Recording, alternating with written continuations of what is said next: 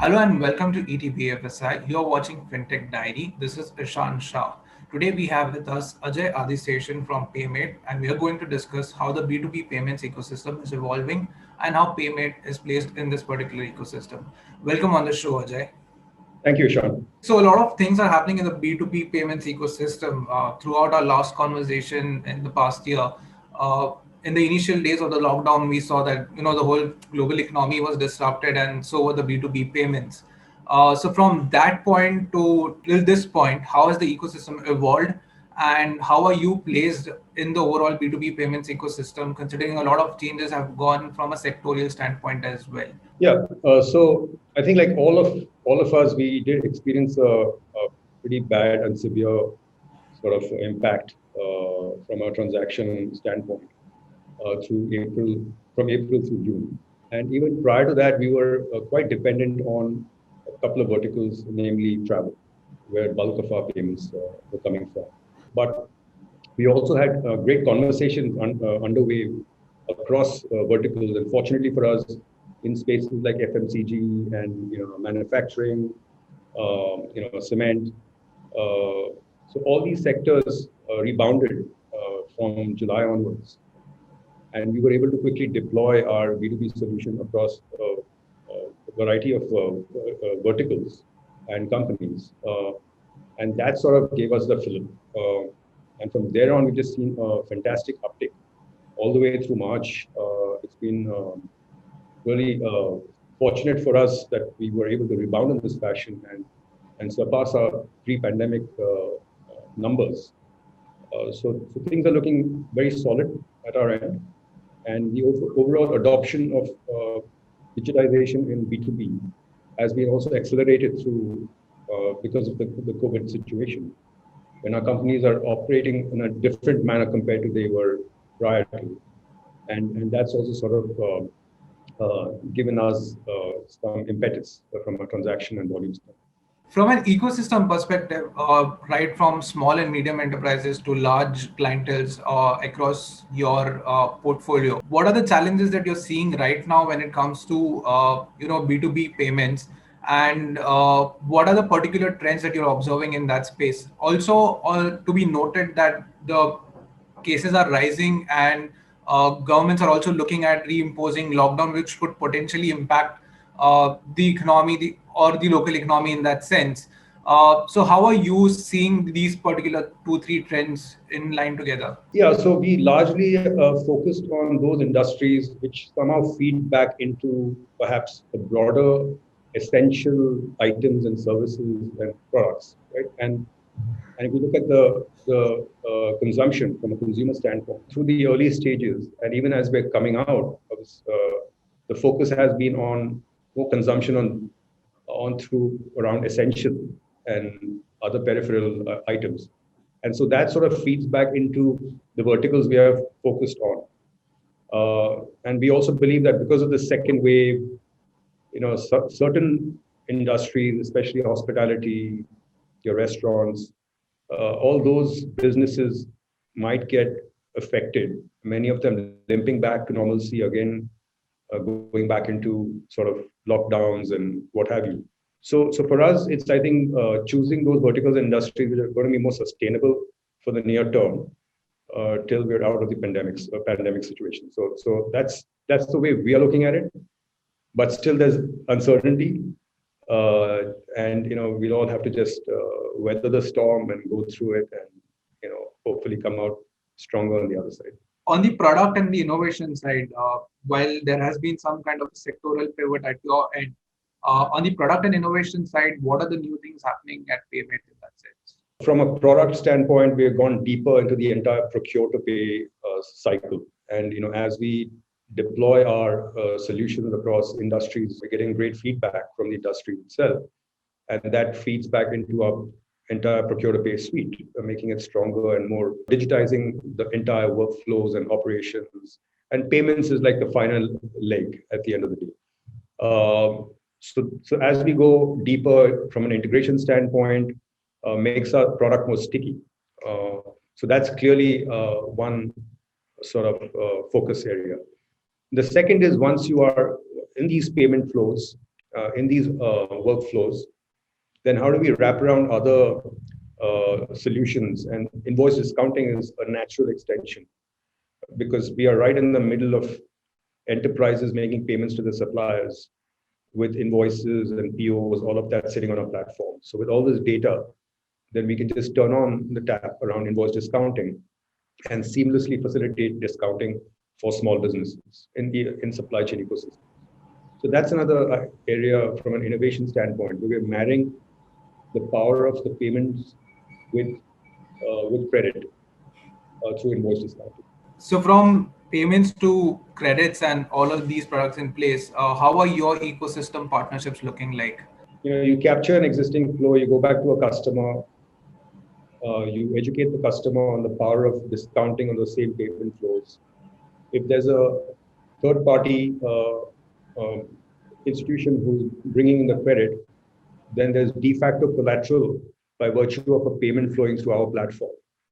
So there's a lot of innovation over there, even through the business models we're creating. And that's how we're taking it back to our existing customers and potentially new customers.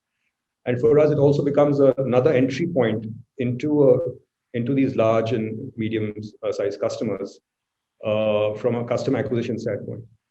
So, you typically, earlier we would go and sell the payments product, but now we can also go buy the invoice discounting product and then provide the payments as an option. So how has the traction been for the invoice discounting product, or is it like still in pilot stage, or how's it like? Pilot stage, we're just about rolling it out with a couple of customers. And I think we will see, probably take a quarter before we really see some uptake on that front. We are well poised because we got some large customers who are looking at deploying this. And overall, while you definitely there is some caution at ecosystem level, while you also have sort of pivoted to essential items and consumer driven sectors, what is your expansion plan in terms of acquiring more customers, transaction volumes and value in that sense? What is the roadmap for that? Yeah, so I think India itself is pegged at a 4 trillion size market USD from a commercial payment standpoint, and we believe about 20% of that would be addressable market from our standpoint, from a standpoint of commercial cards being used for making your payables and receivables. So that's the size and scope of the market, and we basically just scratching the surface from a market standpoint. So there's a lot of headroom in India itself for us to grow. But this same platform and model is also replicable in other regions. So with our partners Visa, we have now expanded into the CEMEA region with our first port of call in UAE, and we expect our first customer to go live this month, and thereafter into other countries in the GCC, and perhaps then out into other CEMEA countries. So that's pegged at about 9 trillion is the CEMEA market. 9 trillion is only the EMEA market, or the CEMEA? Okay. Yeah. So 9 trillion CEMEA and about 4 trillion India. And from a moving on to a regulatory point of view, we have seen a lot of security breaches happening in the industry in the past 6 months, particularly. Plus, also we have seen that in order to contain that, there are some measures taken by the regulator, but that could potentially also impact the existing business models in that sense. With your experience, and plus you have been also in the EMEA region and over there also in conversation with regulators. So how do you think there could be a balance between regulation and innovation, considering that a lot of security breaches are happening right now? While they might not stop, but it is essential to have a balance in the ecosystem. So what are your thoughts on this particular development? Yeah, so if you look back in time, you had the first set of regulations around PPI, and then thereafter the second factor authentication requirement. And from there on, I think the industry, fintech industry has really grown by leaps and bounds. So now it's at a much larger scale, lots of volumes, more transactions, many more players. So I think maybe this is the time to, again, look at the industry, look at the security aspects, and maybe apply some regulations. but needs to be done in a careful manner. I think the regulators have gone back on the earlier proposal of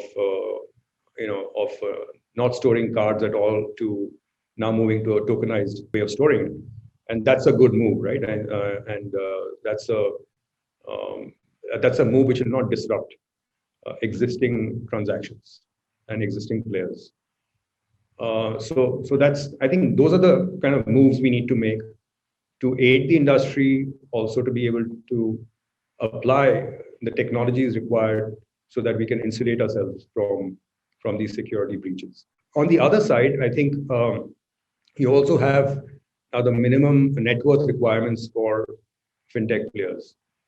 Now, that, in my opinion, is stifling innovation, because any startup with two guys having a great idea, or two girls having a great idea, and wanting to go out there and start a company, to have a minimum net worth of 15 crores is a difficult proposition. That means I need to go fundraise first, and then I need to start. So that's I think that goes against the grain of innovation, and I think that needs to be looked at. Because I'm seriously, there are companies which are pitching me, and they have good ideas, but they need to start by raising $2 million. Yes. That's not how it goes, right? You pick up your first check for $100,000 or something, and then get started. And a few months down the road, or maybe a year down the road, you might go and raise $1 million or $2 million. But this is like a non-starter for them. That's an interesting anecdote over there. Moving on to the last point, how's the funding roadmap looking like? Considering that you are almost to be a unicorn in that sense, funding for growth, funding for hiring, or funding for product innovation, what is the roadmap on that side? Yeah, I think so. Right now, we raised some monies back in 2019. So I think we're still focused on growth, and we look at options maybe 6 months down the line. But at this point, it's we've had a great comeback in 21, and we want to ensure that we get to doubling or tripling revenues for the next fiscal, which is this. So ambitions are pretty high over there, and I think that's where the focus for the next few months. All right, Ajay, those were some really great insights. We wish you all the best for the upcoming journey. Thank you so much. Thank you, Ishan. Thanks for having me on the show. Thank you so much for watching ETB FSI. Stay tuned.